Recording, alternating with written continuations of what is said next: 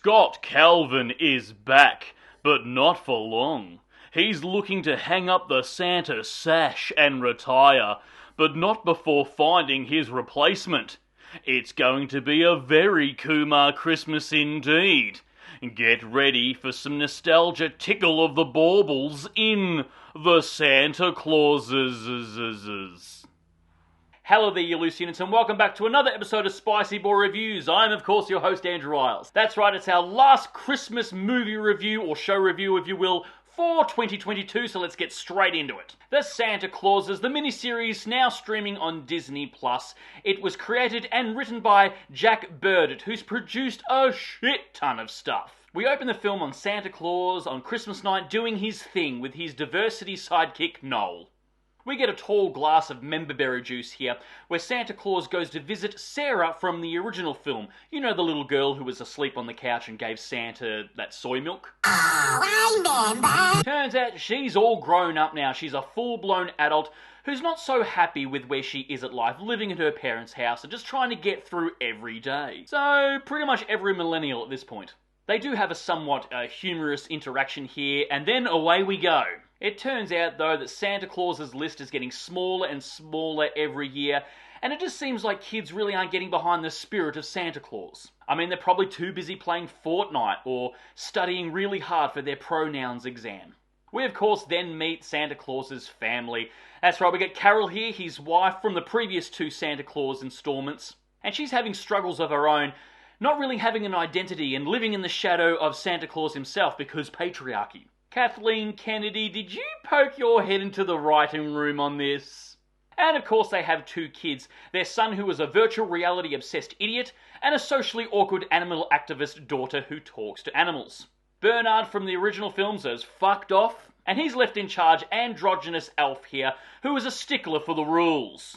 Santa feels like he's losing touch with his family, obviously for the past 28 years, not being able to spend Christmas night with them. And he feels a bit worn out with the Santa Claus job. So androgynous head elf notifies Santa that there's another convenient clause in the contract, where he can absolutely retire if he wishes, but not before he finds a replacement. Androgynous head elf here has a file and all the perfect candidates to take up the Santa Claus mantle. And at the top of that list, for some reason, is some ambiguous tech wizard douchebag who is a great candidate for reasons.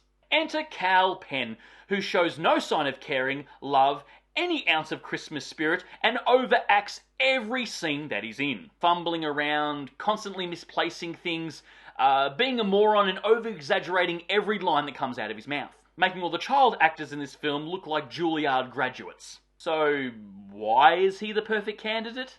Diversity! I mean, Disney! Of course we get some eye-rolling dialogue here and there. Dialogue like, that's brat-shaming. Also, we can't call it the naughty list. Now it's been renamed the misunderstood list. And even in the very next sentence, a diverse female elf puts forward a proposal of putting all boys on the naughty list and all girls on the good list. Disney! Kathleen Kennedy, did you poke your head into the writing room on this?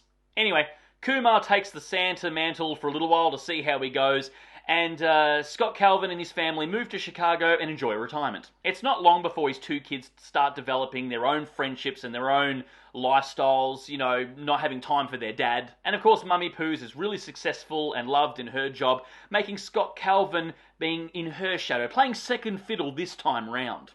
Well. How the turntables... Kathleen Kennedy, did you poke your head into the writing room? We get some cute little flashbacks here and there and some nice little cameos. And I have to admit, the show did get better in the second half. Episode 5 was easily the best. We get a Santa multiverse here.